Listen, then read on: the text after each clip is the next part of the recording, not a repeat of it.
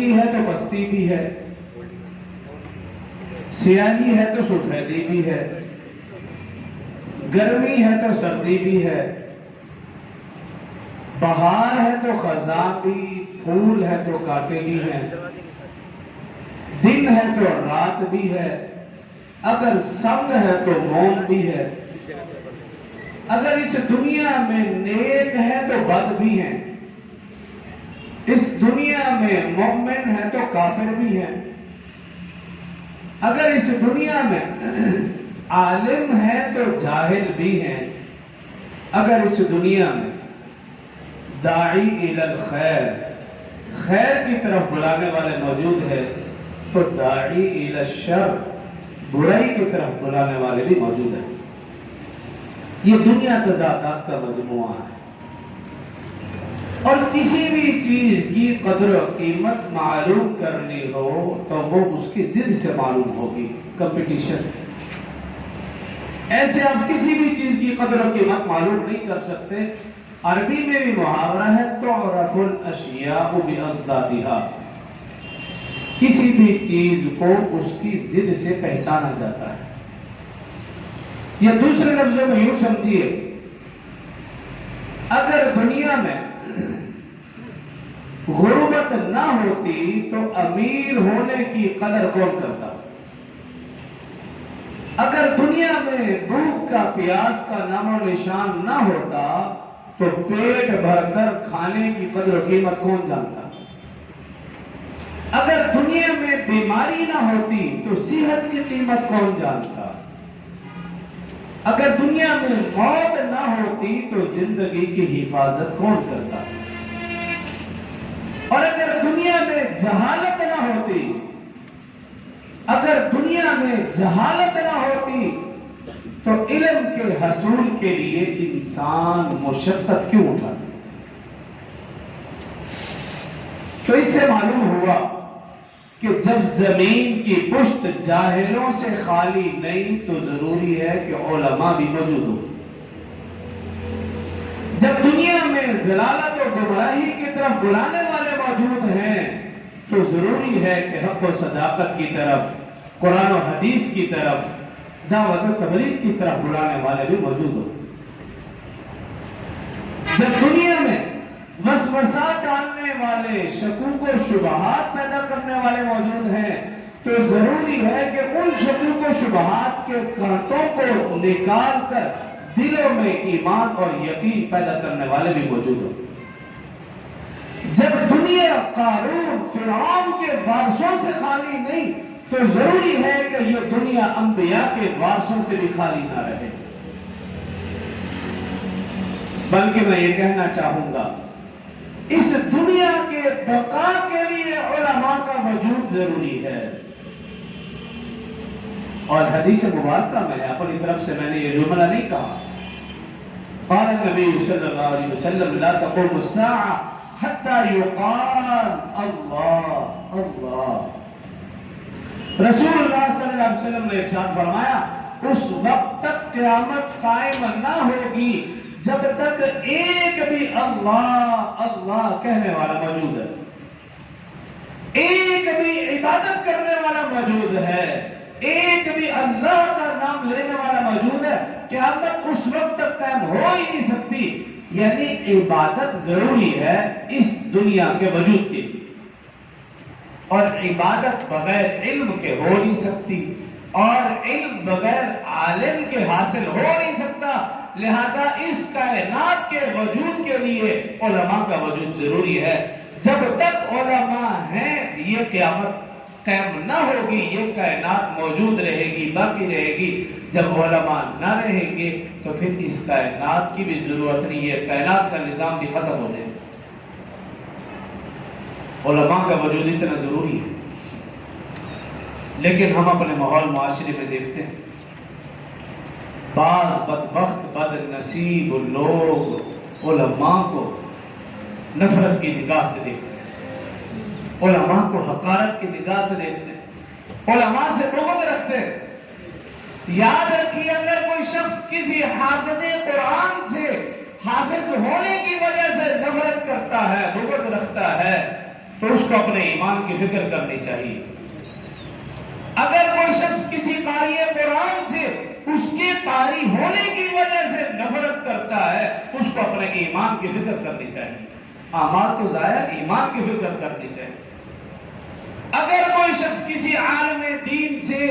مولوی ہونے کی وجہ سے نفرت کرتا ہے، اس کو اپنے ایمان کی فکر کرنی چاہیے۔ اگر کوئی شخص کسی بھی شخص سے داڑھی ٹوپی پگڑی کی وجہ سے نفرت کرتا ہے، حقارت کی نگاہ سے دیکھتا ہے، اس کو اپنے ایمان کی فکر کرنی چاہیے۔ لیکن اگر کوئی شخص کسی سے نفرت کرتا ہے، حافظ سے، کسی قاری سے، کسی عالم دین سے، داڑھی ٹوپی پگڑی والے سے، اس کی کسی حرکت کی وجہ سے نفرت کرتا ہے، تو پہلے اس کو اپنے اندر دیکھنا، جھانکنا چاہیے، کہیں یہ حرکت میرے اندر تو نہیں پائی جاتی۔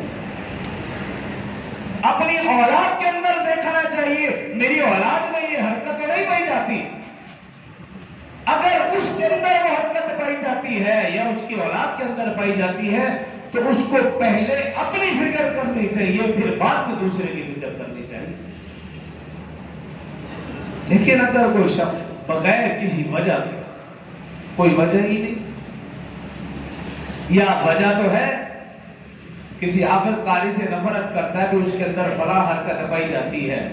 لیکن وہ اس حرکت کی وجہ سے تمام حفاظ، تمام قراء، تمام علماء، تمام داڑھی ٹوپی پگڑی والوں سے وہ نفرت کرتا ہے، پھر بھی اس کو اپنے ایمان کی فکر کرنی چاہیے کہ وہ حرکت تو ایک کے اندر پائی جاتی تھی، کسی ایک مولوی سے غلطی ہوئی، کسی ایک حافظ قاری سے، یہ چند حفاظ قراء علماء، ان سے کوئی غلطی ہوئی، لیکن وہ اس وجہ سے تمام حفاظ قراء علماء کو غلط سمجھتا ہے، تو اس کو اپنے ایمان کی فکر کرنی چاہیے۔ کیوں کہ اگر اسی قسم کی غلطی ہمارے ماحول معاشرے میں رہنے والے ڈاکٹروں میں سے کسی ایک ڈاکٹر سے کوئی غلطی ہو جائے، تو کوئی بھی سمجھدار شخص تمام ڈاکٹرز کو غلط نہیں کہتا، وہ یہ کہتا فلاں ڈاکٹر غلط ہے۔ کبھی کسی نے یہ نہیں کہا بھی ساری ایسے ہیں، لیکن جب کسی حافظ قاری عالم سے غلطی ہو جائے تو ہر دوسرا شخص اس کی زبان پر یہ لفظ آتا ہے، مولوی ساری ہے جی، ڈاکٹر کی باری تمہاری عقل کہاں جاتی ہے؟ جب مولوی کی باری ہے تو پھر تنگ نظری، وہ نفرت سامنے آ گئی، وہ حقارت سامنے آ گئی، جو دل کے اندر بغض تھا وہ زبان پر آ گیا، موقع مل گیا نا۔ اگر ہمارے ماحول معاشرے میں رہنے والا انجینئر، فلاسفر اور کوئی ماسٹر، کوئی ٹیچر، سکول، کالج، یونیورسٹی میں پڑھانے والا شخص اگر کوئی غلطی کر دے، کوئی بدکاری کر دے، کوئی غلط کام کر دے، آج تک کبھی کسی نے یہ نہیں کہا تمام ٹیچرز ایسے ہیں، تمام ماسٹرز ایسے ہیں، تمام کالجز یونیورسٹی والے ہی ایسے ہیں، کبھی کسی نے ایسا نہیں کہا۔ لیکن اگر اسی قسم کی غلطی کسی مسجد، مدرسے، کسی حافظ قاری عالم دین سے ہو جائے تو ہم لوگ، ہمارا ماحول معاشرہ اور ہمارا دجالی میڈیا کیا کردار ادا کرتے اچھی طرح جانتے ہو آپ۔ چھوٹی سی بات کا ایسے بتنگڑ بنائے گا کہ بعد میں پتہ چلتا بات تو کچھ تھی نہیں۔ لیکن ایسے موقع پر ایسے لوگ جو علماء سے نفرت، بغض، حسد رکھتے ہیں، ان کا سب کچھ زبان پر آ جاتا ہے اور لوگوں کو معلوم ہو جاتا ہے کہ یہ لوگ کس قسم کی ذہنیت رکھنے والے ہیں۔ اس وقت تنگ نظری اور سب کچھ سامنے آ جاتا ہے۔ عرض کرنے کا مقصد یہ ہے کہ جس طرح یہ ڈاکٹر، یہ انجینئر، یہ ماسٹر، یہ کالج یونیورسٹی میں پڑھانے والے انسان ہیں، یہ مولوی بھی پہلے نمبر پر انسان ہے، بعد میں وہ حافظ قاری عالم دین ہے، اس کو بھی پہلے انسان سمجھا جائے کہ یہ بھی انسان ہے، خطا کا پتلا ہے، اس سے بھی غلطی ہو جاتی ہے، اس سے درگزر کرنا چاہیے، ہم جیسے دوسرے لوگوں سے درگزر کرتے ہیں۔ تو لیکن جب علماء کی باری آتی ہے تو افسوس کے ساتھ ہمارا ماحول معاشرہ درگزر نہیں کرتا، بلکہ وہ کہتا ہے یہ حافظ ہو گیا، ایسی غلطی کیوں کی ہے، اس نے کی تو کی کیوں،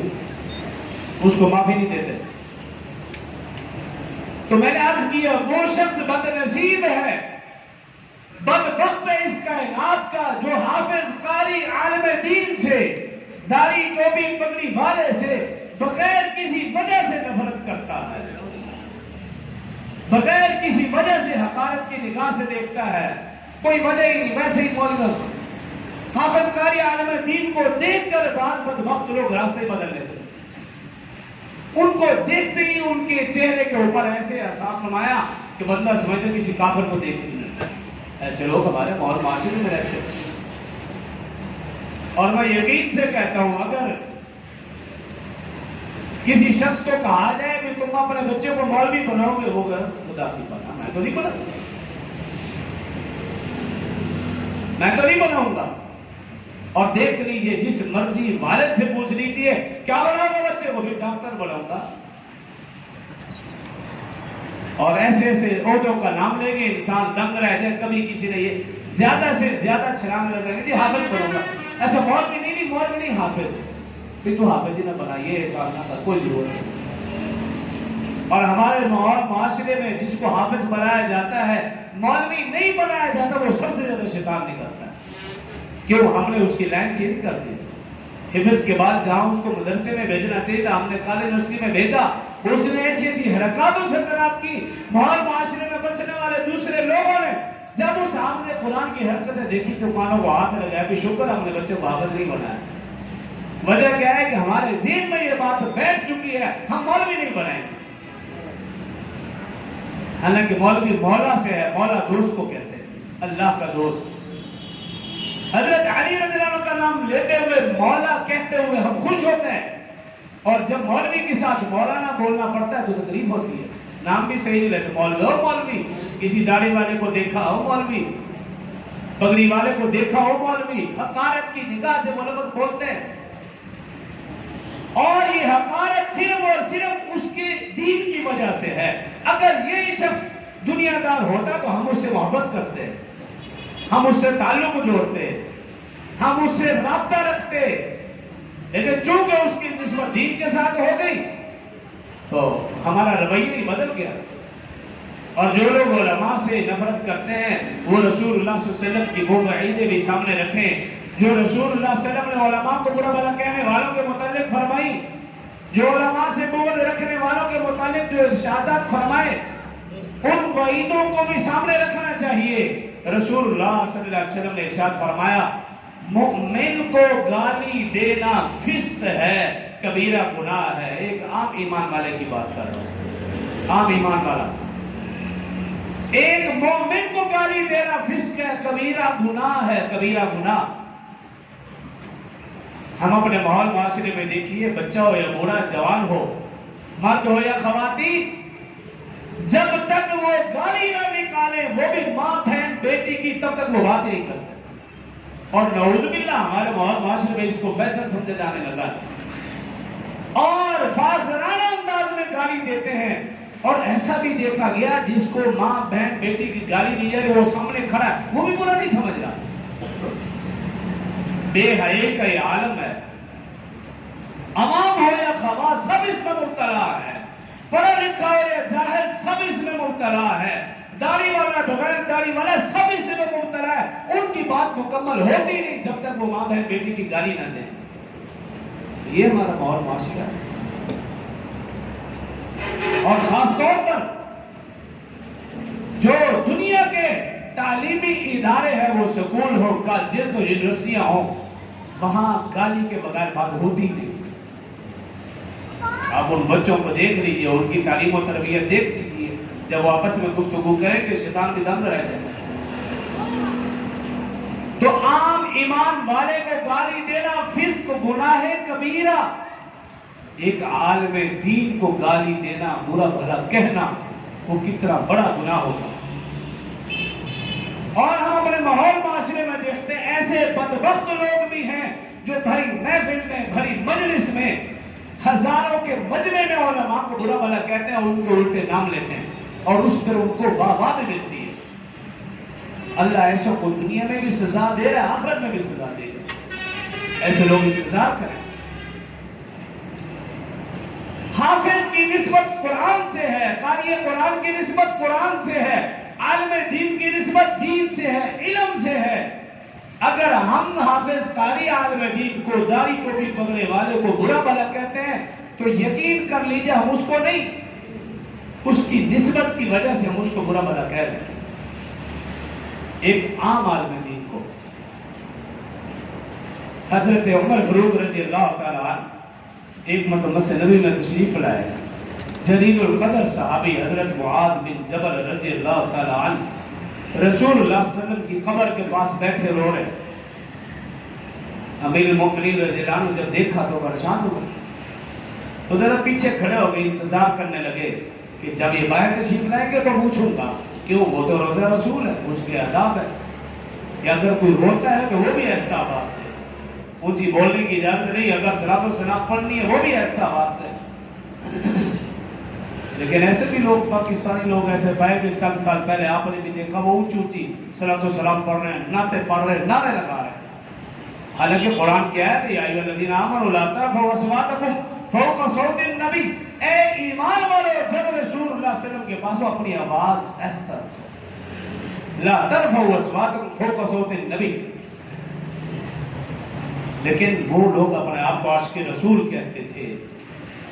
پھر ان کے ساتھ دنیا میں جو معاملہ ہوا آخرت میں اس سے بھی برا ہونے والا اگر توبہ نہیں کی تو انتظار فرما رہے ہیں۔ معاذ بن جبل رضی اللہ عنہ اٹھ کر آئے تو پوچھا بھی خیریت ہے؟ تو عرض کی ہاں امیر المؤمنین، میں نے اس قبر والے سے ایک بات سنی ہے، ایک حدیث سنی ہے جس میں دو باتیں ارشاد فرمائی ہیں، اس وجہ سے میں رو رہا ہوں۔ امیر المؤمنین اور جو کرنا ہوا ہے کہ وہ کون سی بات؟ عرض کیا امیر المؤمنین، میں نے اس قبر والے سے ایک بات تو یہ سنی ہے، فرمایا رسول اللہ صلی اللہ علیہ وسلم نے جس کی عبادات میں تھوڑا سا بھی دکھلاوا کیا اس نے شرک کیا، عبادات میں تھوڑا سا بھی دکھلاوا اس نے شرک کیا، ان الشرک لظلم عظیم، اور شرک اس کائنات کا سب سے بڑا ظلم ہے۔ ان اللہ لا یغفر یشرک بہ، اللہ مشرک کو کبھی معاف نہیں کریں گے، کیوں؟ انہ من یشرک باللہ فقد حرم اللہ علیہ الجنہ، کیونکہ اللہ نے مشرک کے اوپر جنت حرام کر رکھی۔ تو مجھے ڈر ہے میری عبادات میں کہیں دکھلاوا نہ ہو۔ جلیل القدر صحابی معاذ بن جبل رضی اللہ تعالی عنہ، ان پر خوف طاری ہے، صحابی رسول ہے، اور میں اور آپ عبادت کرتے نہیں، کرتے ہیں تو کئی لوگوں کو سناتے ہیں، تو ہماری عبادات میں تو دکھلاوا ہی دکھلاوا ہے۔ اور دوسری بات جو ارشاد فرمائی، فرمایا اس قبر والے سے میں نے سنا رسول اللہ صلی اللہ علیہ وسلم نے ارشاد فرمایا کہ جو شخص دین سیکھنے سکھانے کے ساتھ لگا ہوا ہے وہ اللہ کا دوست ہے، اور جو اللہ کے دوست کے ساتھ بغض رکھے گا، دشمنی رکھے گا، اللہ فرماتے میرا اس کے ساتھ اعلان جنگ ہے۔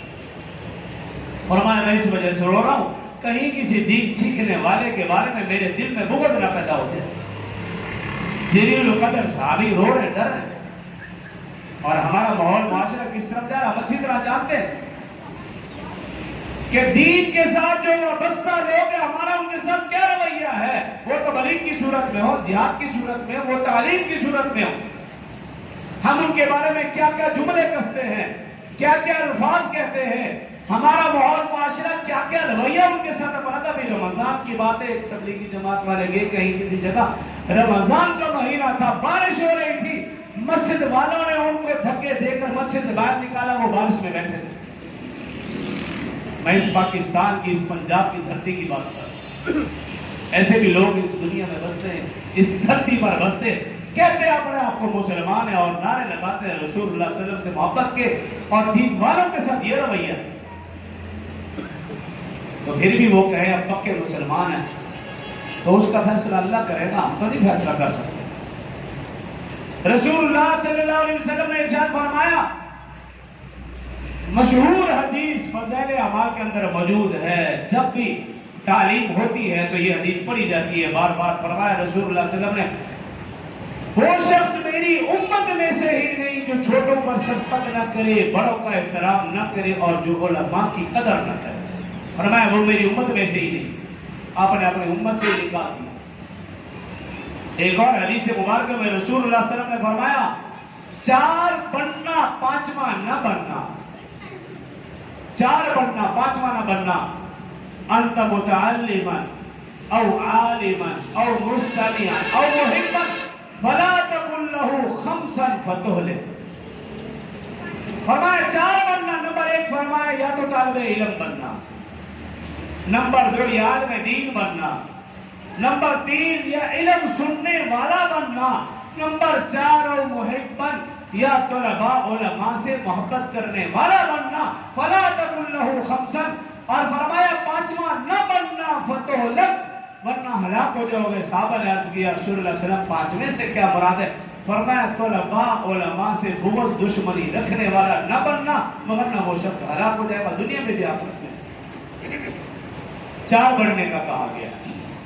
یا تو طالب علم بنو یا عالم بنو یا ان کی بات سننے والے بنو یا ان سے محبت کرنے والے بنو۔ لیکن اگر بڑی عمر میں بھی کوئی علم حاصل کرنے کی خواہش رکھتا ہے، علماء نے اس کے لیے مختلف طریقے مختلف راستے بنا رکھے ہیں، اگر رہنمائی لے کے کوئی نہ کوئی راستہ مل جائے گا، لیکن سب سے آسان راستہ دعوت و تبلیغ ہے۔ آپ عمر کے جس حصے میں دعوت و تبلیغ میں نکل جائیں، اگر آپ کا بچہ صحیح راستے پر نہیں ہے، میں قسم کھا کر کہتا ہوں منبر رسول پر بیٹھوں گا، آپ اس کو دعوت و تبلیغ کے ساتھ جوڑ دیں، آپ دیکھنا اس بچے کی زندگی کیسے بدلے۔ بے شمار مثالیں ہمارے سامنے، بے شمار مثالیں۔ اگر آپ سمجھتے ہیں بچہ غلط راہ پہ جا رہا، آپ ہمت کر کے اس کو دعوت و تبلیغ میں بھیج دیں، پھر دیکھ لیں اللہ نے کیسے اس کی زندگی بدل دی۔ بڑے بڑے لوگوں کی، ایسے ایسے لوگوں کی اللہ نے زندگی بدلی کہ انسان دنگ رہ جائے۔ تو اس لیے یہ سب سے آسان راستہ ہے۔ رسول اللہ صلی اللہ علیہ وسلم نے ارشاد فرمایا جس نے کسی عالم دین کو اذیت پہنچائی اس نے مجھے اذیت پہنچائی، اور جس نے مجھے اذیت پہنچائی گویا اس نے اللہ کو اذیت پہنچائی۔ حضرت علی المرتضیٰ رضی اللہ تعالیٰ عنہ سے روایت ہے، حضرت علی المرتضیٰ رضی اللہ عنہ سے روایت ہے، آخری حدیث فرمایا رسول اللہ صلی اللہ علیہ وسلم نے جب میری امت علماء سے بغض رکھنے لگے گی، دوسری بات فرمایا جب میری امت بلند و بالا عمارتیں بنا کر فخر کرنے لگے گی، فرمایا اللہ تعالیٰ انہیں مختلف قسم کے عذاب میں مبتلا کر دے گا۔ ان میں سے پہلا عذاب فرمایا بے وقت کی بارشیں ہوں گی، اور دوسرا عذاب فرمایا اللہ ظالم بادشاہ اس پر مسلط فرما دیں گے، اور تیسرا عذاب فرمایا جو علماء سے بغض رکھے گا جب وہ فوت ہوگا اس کی شکل و صورت بدل جائے گی، بے شک قبر کھود کے دیکھ لینا۔ آج دیکھ لیجیے یہ امت جب علماء سے بغض رکھنے لگی تو اس امت کا حال کیا، اور بلند و بالا عمارتیں فخر کیا جا رہا۔ دیکھیے پھر کل پرسوں دبئی میں کیا ہوا، جب ان لوگوں نے دین کو چھوڑ کر، دین والوں کو چھوڑ کر عرب کنٹری میں ایسے ایسے علماء کو قید و بند کیا ہوا کہ آپ دنگ رہ جائیں گے، اور علماء پر ظلم و ستم ہے، اور ہندوؤں کو جب نوازا جائے تو پھر سالہ سال صدیوں سے وہاں بارشیں نہیں ہوئی، ہمارا بارشیں ہوئی تو آپ دیکھ لیجئے کیا حالات ہے۔ بے وقت کی بارشیں ہمارے اپنے ملک میں دیکھ لیجئے، فصلیں تیار ہیں لیکن بارش یہ نقصان دہ ہے، اس کی سب سے پیچھے جو وجہ ہے وہ یہی ہے۔ تو علماء سے جب لوگ بغض رکھنے لگیں گے، نفرت کریں گے، تو پھر اس سے بھی برا عذاب آئے گا جو کہا سنا تھا مجھے اور آپ کو سمجھنے اور عمل کرنے کے بعد